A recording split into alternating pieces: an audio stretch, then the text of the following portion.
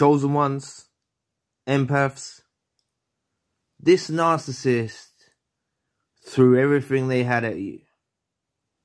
It was horrific. The abuse that you went through was horrific. But the thing is as an empath and as a chosen one, we have resilience and we get through it.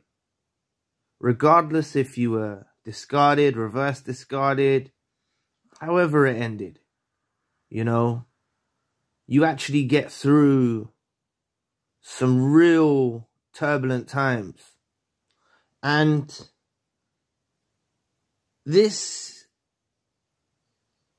really irritates the narcissist.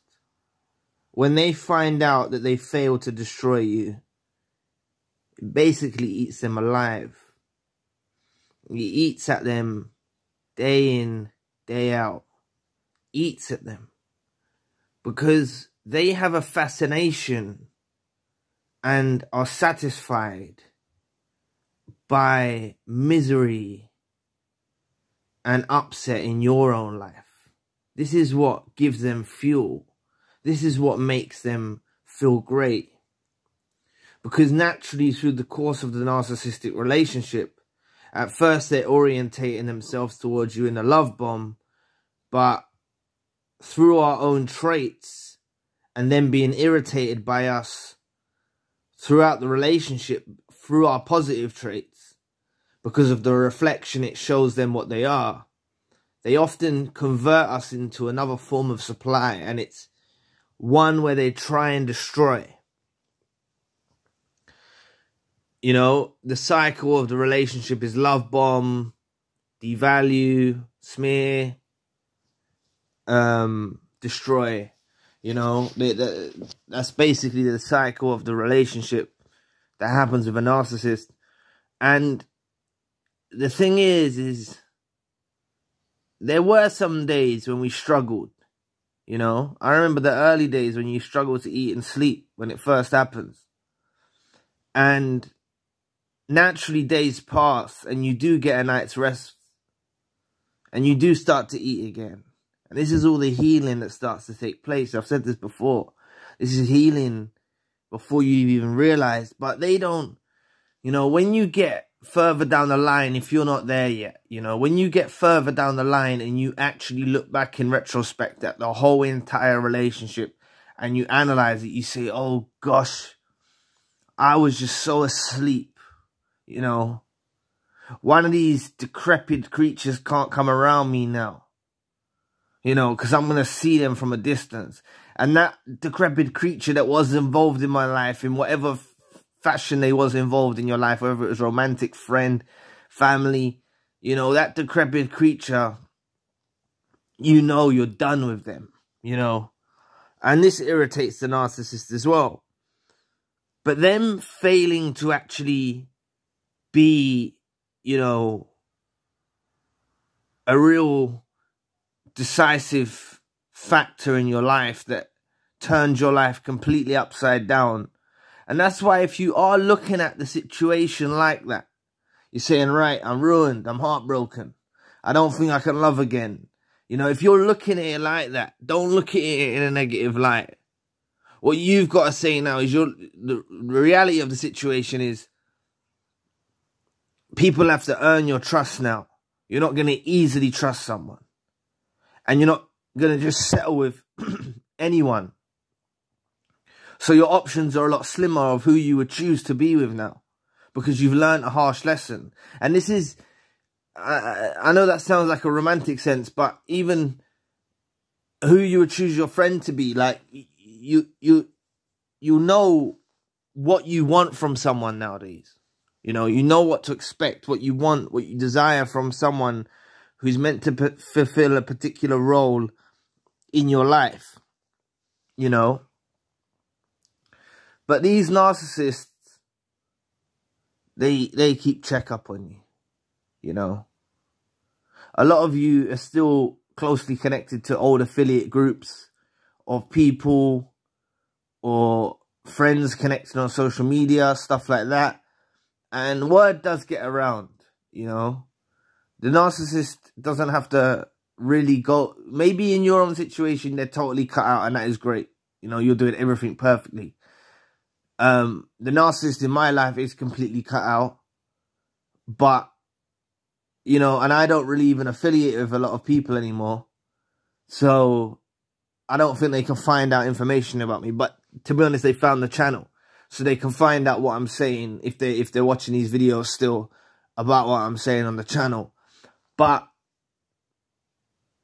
you know, these people have failed to destroy you.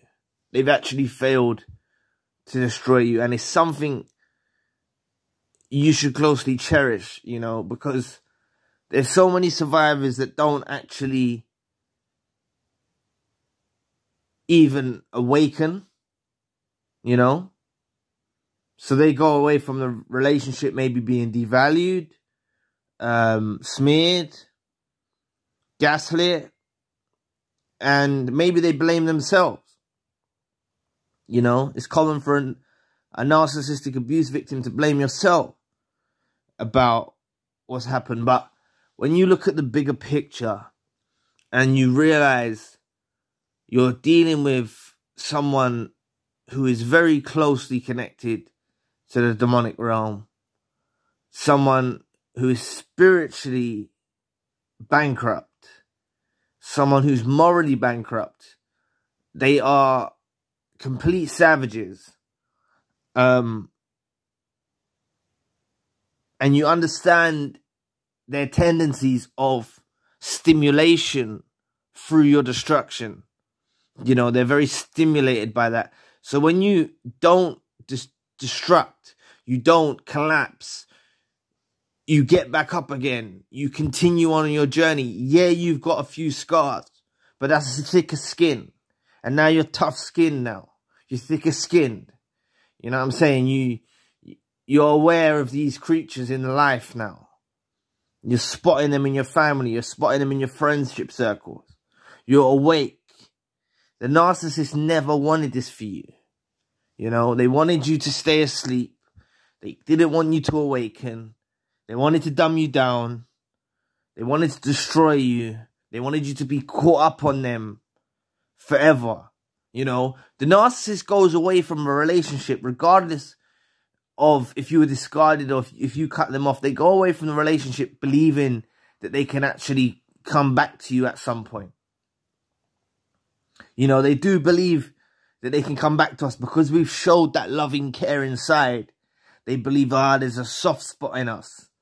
But when we turn dark, if you're able to turn dark towards this creature, like you don't turn dark to everybody, but you literally turn dark towards this species that is disgusting. You know what I'm saying? And you stop looking at them through loving, caring eyes. You know, you don't look at them in that same way. You look at them as ill, and you don't want nothing to do with them. You know, conversations, if you had to have some, irritate you. If you're connected by kids and stuff, like you're irritated by having to see them presents, or you're irritated by having to drop the kids off. That's all a good thing. You know what I'm saying? It's like, that's the best mind state that you can be in when you're totally detached from this person. And yeah, it's cold. And yeah, you know, it might have felt psychologically a bit sweeter at the time when you was in this asleep phase with the narcissist. But what come with it? You know, what come with us taking that lunge towards being asleep foolishly, not foolishly, but like we wasn't awakened yet. So we was naive to what we was really facing. You know, we was naive to what we was really facing. And it's not our fault, but this is the process we have to go through. And you coming out the other side as a stronger, more resilient person with your head held high. You know, you're not distraught. You're not broken. You know, gone are the days when you was crying. Gone are the days when you were stopping eating. You know, and you're getting back together with yourself now. You might not have been in a new relationship yet, and that don't even matter. You know what I'm saying? That don't even matter, because I believe true healing comes from not rushing into new relationships. I swear to God, like, I could actually the way that I am now, or the way that maybe it's different for different people, but for me, I gave so much of myself to one person. And then when I was met with what I was met with, you know, people that I've got close to after, I feel like I was going with these people to heal my wounds. I wasn't fully connecting with these people. And, you know, it's a big part of me. So I've had to take a long healing journey, basically. I've had to take a long healing journey. But now I've got a lot of barriers up and a lot of like walls up to like filter out the rubbish from people, like safeguarding my heart and stuff like that. So I'm very reserved now, and that's the way I'm gonna be, and I will remain to be that way. You know, you could look at it in a negative light, and you could say, oh, that's, you know, you're allowing the narcissist to make you act like that. But what I'm saying is by me having all of these points that I'm now completely shut off against, I'm not going to just foolishly go into another relationship with some other dusty weirdo and expect to gain something. You know what I'm saying? I need someone on the same page, someone who thinks similar, maybe understands certain things, just has morals and principles, like just someone like that. Then I can, you know, it will work with me. But anything less than, and that's why I always talk about us raising the bar. We got to raise the bar. You know, the narcissist failing to destroy you and seeing you actually have higher heights than they're even aiming for. You know, where they're aiming for in their life or in their relationships, you know, they're not aiming very highly after us, you know, because we did build up their egos through the time that they was with us. So they go off and make very foolish, hasty decisions with who they partake in their world, right? This is what they do because we were so true, and they kind of get blindsided. But you've got to understand the bigger picture and know that you've made it through. Be proud of yourself that you made it through this experience. It's an experience, isn't it? It is. And we learned and gained a lot of wisdom. And there's no reason to look at this situation with a dark light anymore. You know, you will go on and find new friends again, or you will go on and love again, or you're going to create your own family, or whatever's going to happen. You know what I'm saying? If this is a family situation, you know, you've got your chance again. And these people had ill intentions for our lives. They never had the betterment, or they never wanted what's better for us in life. They didn't. They never did. No matter how much they deceived you or manipulated you to make you think they did, they never really had good intentions for your life. Not from the moment they met you, they didn't have any good intentions for you. Everything at the beginning was, let me pull the wool over their eyes, let me deceive them, let me love bomb them, let me, you know, trick them, fool them into being a friend, or fool them, like, you know, being a companion. And, you know, the narcissist is devoid of empathy. They're devoid of all of these things. Like, the relationship, this is a lesson that we've learned now. We're just not going to have these people around us, you know, for however long it takes. You know, I'd rather not have these people around us, or even someone of toxic nature. You know, even toxic tendencies, I don't want nothing to do with it. You know, I'm not even going to stay around certain people to work out if they're a narcissist or a psychopath or a sociopath. If I've run into people that are showing me ill intentions, they're acting phony, I don't want nothing to do with them. You know, that's the way I'm going to be now. But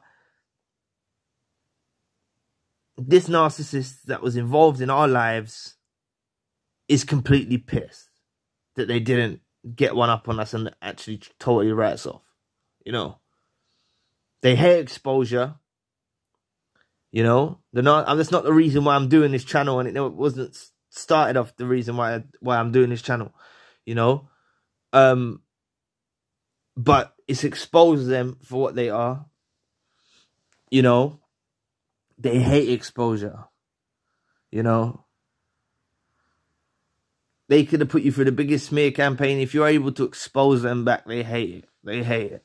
They hate exposure in any way.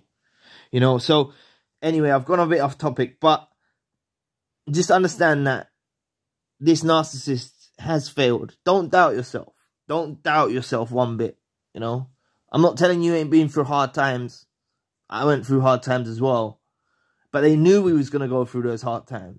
They knew how strongly we loved them. We knew how strongly we cared for them, you know.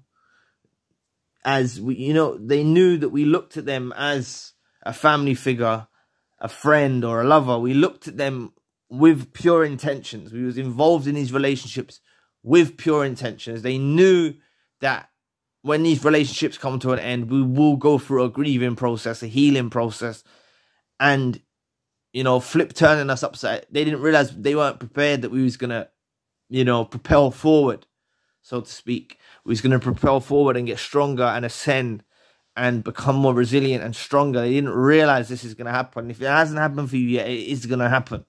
You know, it will happen inevitably. You know, if you take the healing journey seriously and you don't just rush out there to meet new people and try and fill that void. If you try and fill that void with drugs, alcohol, people, whatever you try and fill that void with, it's never going to suffice you. You know, only filling that void with self-love and understanding yourself and understanding what you want and understanding your principles and your morals and your conduct, understanding all this stuff, that's the only way that you truly heal. Because if you rush out there and you have, like, you say you were discarded and you feel like a reject from your narcissist, and then you meet someone else, but you feel like a reject from your ex, it's not the right thinking to have. You're not a reject. You're not someone who's just been, you know, we always say we were thrown aside like trash and whatever. You know, these lot are the trash, you know. Whoever come and pick them up, regardless if you were discarded, whoever come pick them up after, they're the trash, you know. Don't be upset because someone come and took your trash away or they're with someone new now. Don't be upset about that. But when we say that we was cast aside like trash, don't feel like a reject. Don't feel like a reject because a narcissist discarded you or pushed you aside. What you need to realize is you've awoken to narcissistic abuse. You've had a whole discovery, a whole journey that you're going through or you are going through currently. You know, you've realized about these creatures that exist. You've educated yourself. You will, if you have not already, you will see the benefits and reap the fruits of your labor that you participated in that relationship. To be honest with you, everything that I put forward for the last, what year were we? 2020.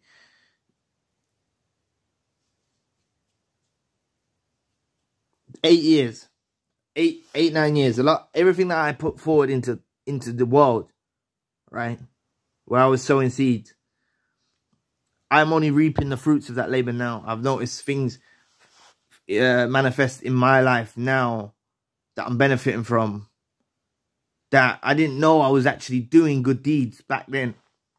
So keep a pure mind state about where you're heading now and just understand that you're not a reject. You're not, you know, this is what you need to educate yourself on, because if you start feeling devalued, you allow the devaluation, you've been put through a whole serious campaign against you, like a proper character assassination. You've been put through devaluation. You've been put through immense abuse, right? You've been put through immense abuse.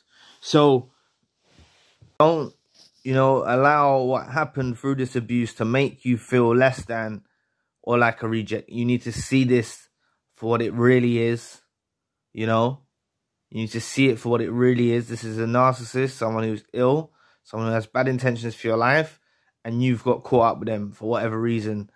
And hopefully now you're separated from them. Or you're planning on separating from them. But, you know, it's going to bring, you're going to notice how you get bestowed blessings on your journey if you take it seriously and you follow follow the steps, you know, through the healing journey, taking your time, not trying to fill the void with drugs or alcohol or other people. Just really building a relationship with yourself and knowing yourself. There's a whole, you know, you lose yourself when you're around people. And we lost ourselves, you know, when we was around people. We did lose ourselves when we was around these people. Their world becomes our world. We focus on their life more than our own, you know, and this is your chance to focus on yourself. Treat yourself like a guest. Treat yourself well. So anyway, thank you for watching today. Please press the like and the subscribe button. If you'd like to donate to the channel, you can find a link in the description box. And if you'd like a one-to-one session with myself, you can also find a link in the description box. Currently, I've got a secondary channel, the spiritual channel. So anyway, I'll be back with another video soon. Peace.